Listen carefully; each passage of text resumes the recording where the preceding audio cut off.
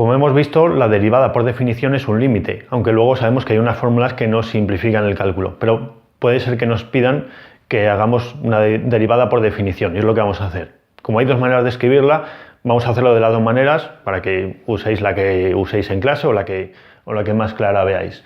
Entonces tenemos esta función y vamos a suponer que nos han pedido la derivada en x igual a 2. Vamos a hacerlo, como decimos, de las dos maneras.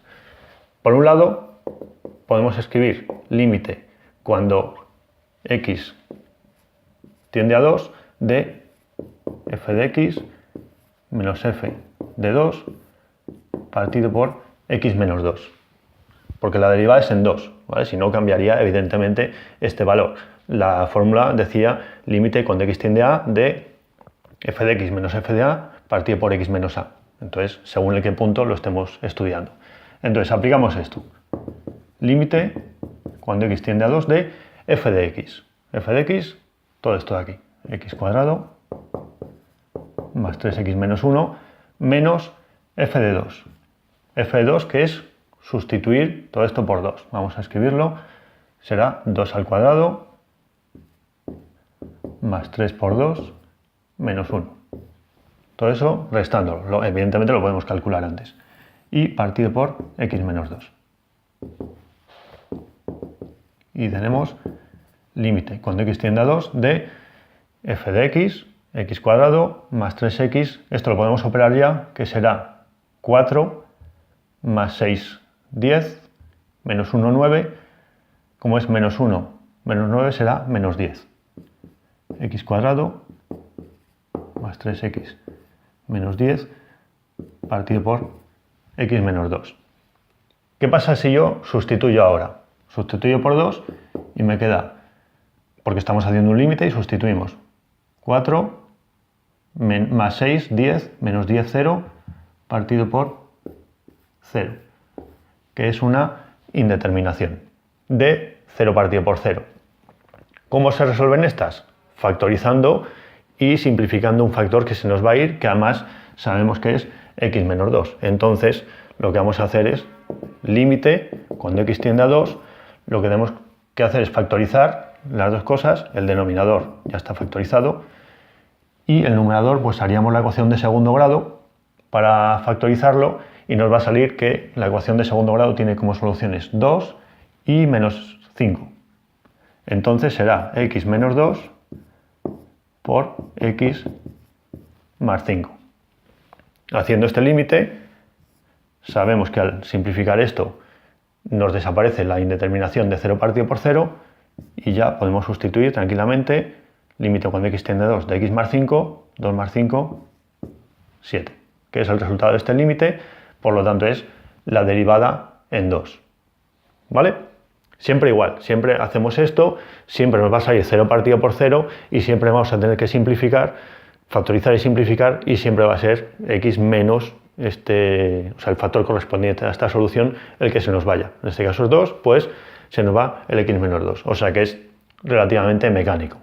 Vamos a hacer lo mismo escribiéndolo de la otra manera, porque también podríamos decir que es límite cuando h tiende a 0 de f de 2 más h menos f de 2 partido por h, que es otra manera de escribir lo mismo, ¿vale? Aunque parezca distinto. Entonces aplicamos primero esto, tenemos el límite cuando h tiende a 0 de f de 2 más h. ¿Qué significa 2 más h? Pues sustituir en la x por 2 más h. 2 más h al cuadrado más 3 por 2 más h menos 1. Todo esto es f de 2 más h. Menos f de 2. O sea, menos sustituir aquí por 2, que será 2 al cuadrado más 3 por 2 menos 1. Y todo ello partido por h. El problema que tiene esta es que me va a salir una identidad notable, pero bueno, a estas alturas tampoco tendría que ser ningún problema grave. Entonces, hacemos la identidad notable. Esto sí, si lo fallamos, tenemos un 0 seguro. Cuadrado del primero, más cuadrado del segundo, más el doble del primero por el segundo. Multiplicamos ahora el paréntesis, más 6 más 3h menos 1 menos 4 más 6, 10 menos 1, 9. Menos 9 y todo ello partido por h. Ordenamos todo esto de aquí y tenemos el límite cuando h tiende a 0 de h cuadrado. Ahora tenemos más 4h más 3h más 7h. 4 más 6, 10 menos 1 menos 9, 0. Eso quiere decir que lo hemos hecho bien. El término independiente se tiene que ir siempre aquí. Partido por h.